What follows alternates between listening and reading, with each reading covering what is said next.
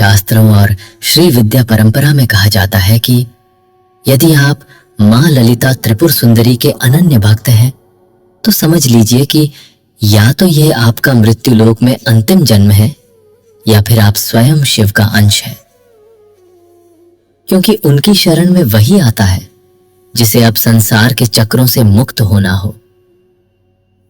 हे जगत जननी, हे चराचर जगत की अधिष्ठात्री, हे श्री माता कामेश्वरी रक्तांबर धारिणी, श्री महाराज्ञी श्री मत सिंहासनेश्वरी शक्ति सैन्य समन्विता, भंडासुर का वध करने वाली मां ललिता त्रिपुर सुंदरी, मुझ तुच्छ प्राणी का आपके श्री चरणों में बारंबार कोटि कोटि नमन है। शास्त्र कहते हैं मां की कृपा की छाया में पहुंचते ही सारे भय और चिंताएं वैसे ही समाप्त हो जाती हैं जैसे सूर्य के उदय होते ही अंधकार का समूल नाश हो जाता है।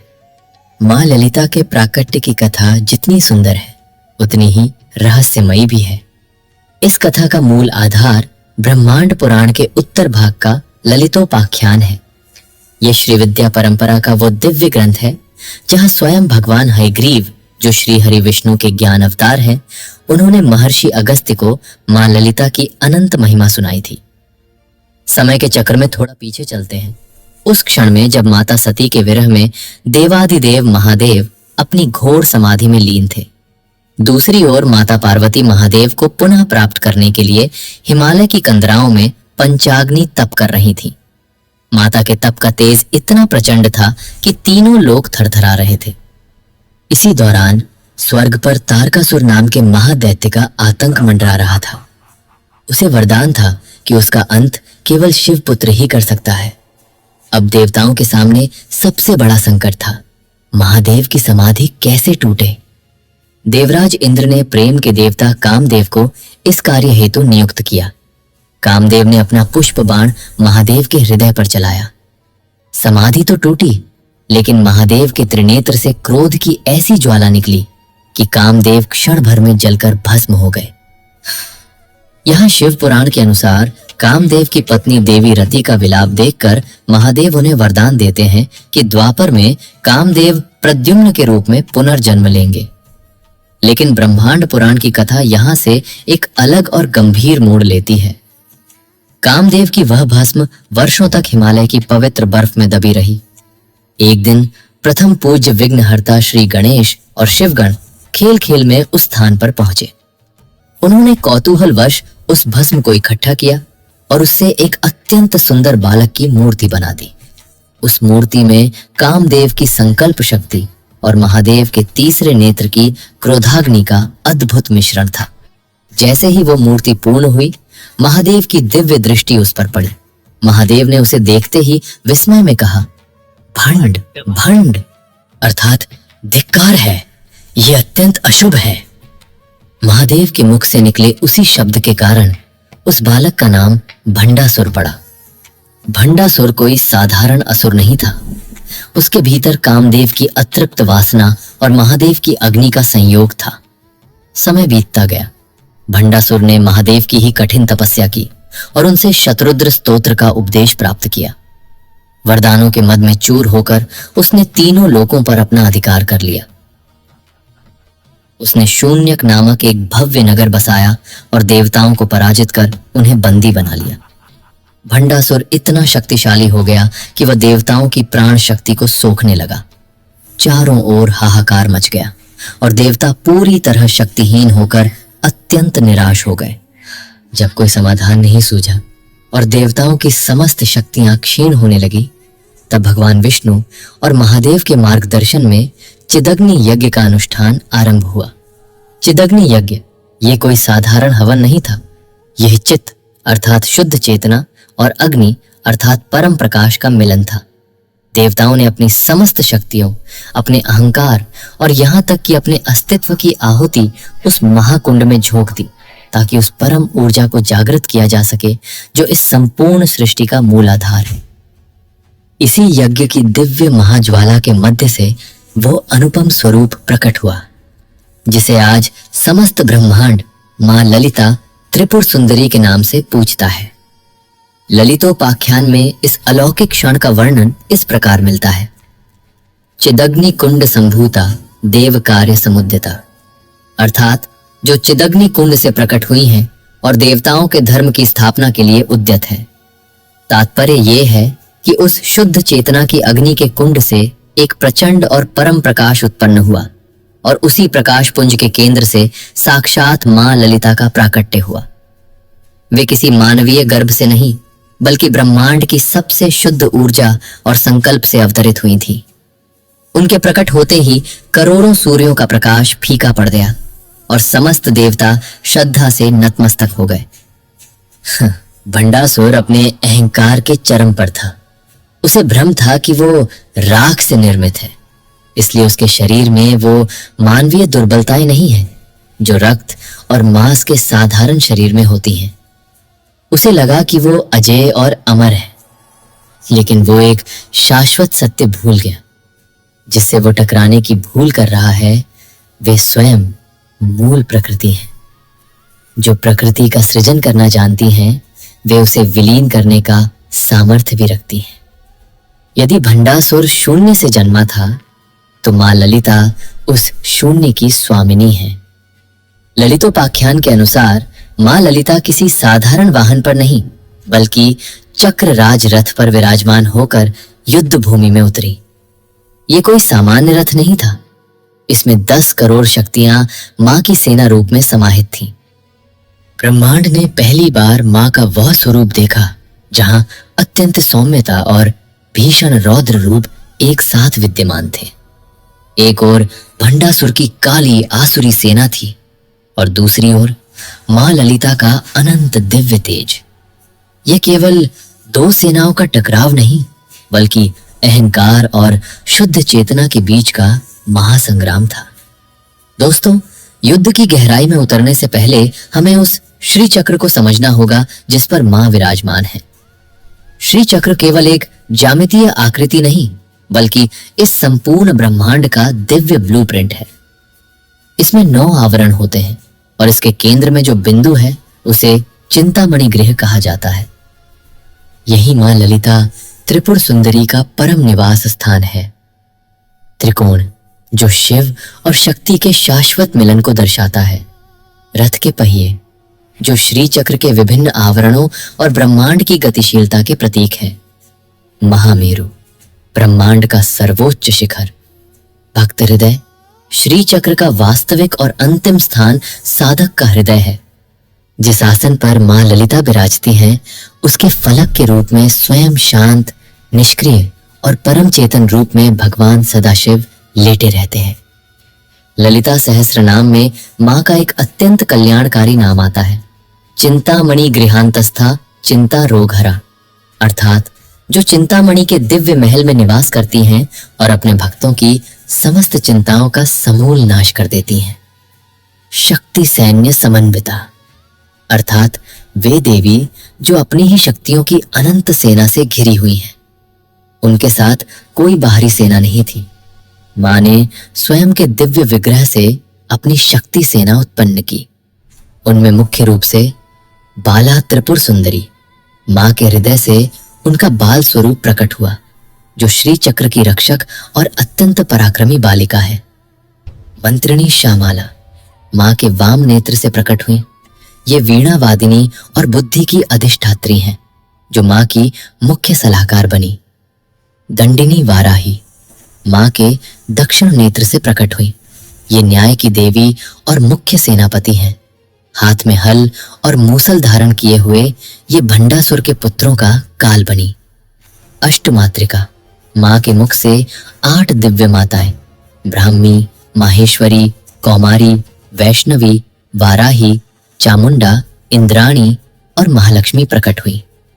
दशावतार शक्तियां मां के हाथों के 10 नाखूनों से भगवान विष्णु के 10 अवतारों की शक्तियां प्रकट हुईं, जिनमें मत्स्य, कूर्म, वराह, नरसिंह, वामन, परशुराम, राम, कृष्ण, बुद्ध और कल की शक्तियां सम्मिलित थीं।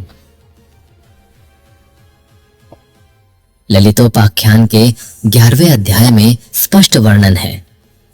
एवं शक्ति गणाः सर्वे ललितायाः स्वशरीरात् समुद्भूता, अर्थात इस प्रकार सभी शक्तियां मां ललिता के अपने ही श्री अंगों से उत्पन्न हुई।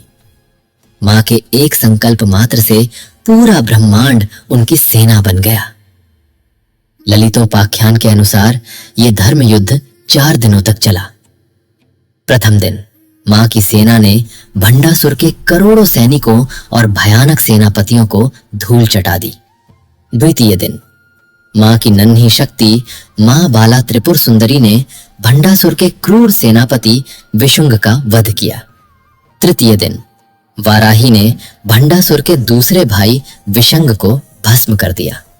चतुर्थे दिवसे युद्धम प्रातः कालाद द्विप्रहरम, अर्थात चौथे दिन सुबह से दोपहर तक वो महायुद्ध हुआ जिसकी कल्पना भी असंभव थी। अंत में मां ललिता ने महाकामेश्वर अस्त्र का संधान किया। ये अस्त्र साक्षात परशिव की संहारक शक्ति का स्वरूप था। जैसे ही ये अस्त्र छूटा, भंडासुर का शून्यक नगर जल उठा और वो राख से जन्मा दैत्य वापस राख में ही विलीन हो गया। जैसे ही भंडासुर का अंत हुआ, उसका बनाया सारा मायाजाल छिन्न भिन्न हो गया। देवताओं को उनका स्वर्ग पुनः प्राप्त हुआ और मां की कृपा से पूरी सृष्टि में श्री अर्थात सुख, शांति और समृद्धि की पुनर्स्थापना हुई।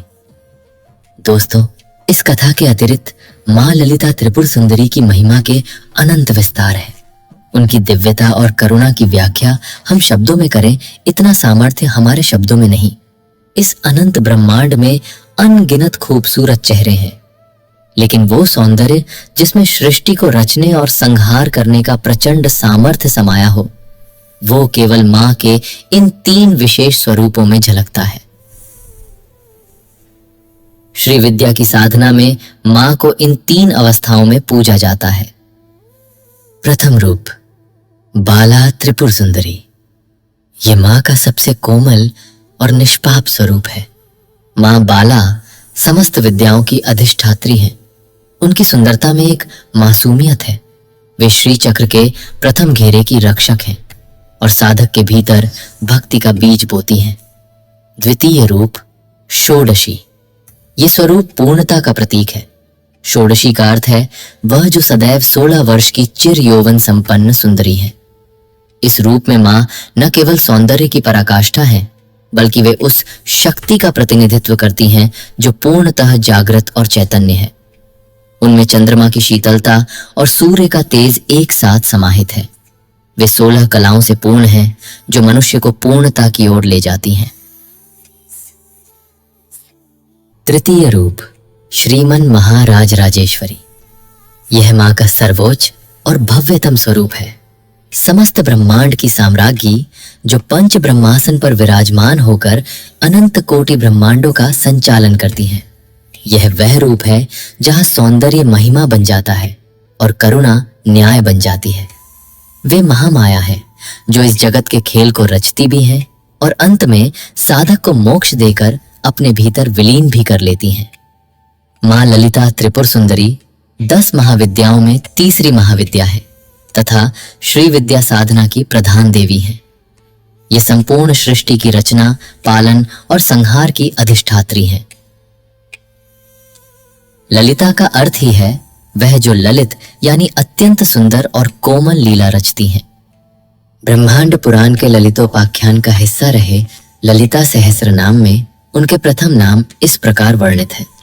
ओम श्री माता श्री महाराज्ञी श्रीमत् सिंहासनेश्वरी। तात्पर्य, वे श्री माता है। वे पूरे ब्रह्मांड की परम जन्मदात्री हैं जिनका हृदय करुणा से भरा है। वे श्री महाराज्ञी हैं, पूरे विश्व की महारानी और साम्राज्ञी जो सृष्टि का संचालन करती हैं। वे श्रीमत् सिंहासनेश्वरी हैं। यहाँ जिस सिंहासन की बात हो रही है वह साधारण नहीं है। मां श्री चक्र के पंच ब्रह्मासन पर विराजमान है। यह सिंहासन श्री चक्र के मध्य बिंदु में स्थित है, जहां सदा शिव आदि पंच ब्रह्म तत्व समाहित है, जहां मां साम्राज्ञी के रूप में विराजमान रहती हैं, यानी समस्त ब्रह्मांड मां का आसन है। श्री विद्या परंपरा में वे श्री चक्र की अधिष्ठात्री देवी हैं। श्री चक्र उनका ही विग्रह स्वरूप माना जाता है। स्वभाव से अत्यंत कोमल और करुणामयी माँ त्रिपुर सुंदरी इतनी सामर्थ्यवान है कि वे पलक झपकते ही मात्र एक संकल्प से करोड़ों ब्रह्मांडों की रचना कर देती हैं। आदि शंकराचार्य जी ने सौंदर्य लहरी में माँ के दिव्य स्वरूप का वर्णन करते हुए कहा है कि उनके चरणों की आभा मात्र से अज्ञान का अंधकार मिट जाता है और साधक को आत्मज्ञान प्राप्त होता है। माँ का वर्ण उदीयमान सूर्य या प्रवाल मणि की तरह सिंदूरी लाल है। मस्तक पर अर्धचंद्र युक्त मुकुट सुशोभित है और उनके त्रिनेत्र सूर्य, चंद्रमा और अग्नि के प्रतीक है, जो भूत, भविष्य और वर्तमान को प्रकाशित करते हैं। उनकी 4 भुजाओं में वाम ऊपरी भुजा में पाश, जो भक्तों को प्रेम से बांधता है और मोह आकर्षण की शक्ति का प्रतीक है। वाम निचली भुजा में अंकुश, जो इंद्रियों पर नियंत्रण रखना सिखाता है। दक्षिण ऊपरी भुजा में इक्षु धनुष, अर्थात गन्ने का संकल्प सिद्धि का प्रतीक है। दक्षिण निचली भुजा में 5 पुष्प बाण, जो शब्द, स्पर्श, रूप, रस और गंध, इन 5 तन्मात्राओं को नियंत्रित और मोहित करते हैं। वे केवल शत्रुओं का संहार नहीं करती, बल्कि अपने भक्तों के हृदय में प्रेम, करुणा और आत्मज्ञान का संचार भी करती हैं। ओम श्री मात्रे नमः। तो दोस्तों, माँ ललिता त्रिपुर सुंदरी की यह दिव्य कथा हमें सिखाती है कि हमारे भीतर का अहंकार चाहे कितना भी शक्तिशाली क्यों न हो, जब हम अपनी शुद्ध चेतना को जागृत करते हैं तो माँ की शक्ति स्वतः ही हमारे समस्त दुखों और बुराइयों का अंत कर देती है।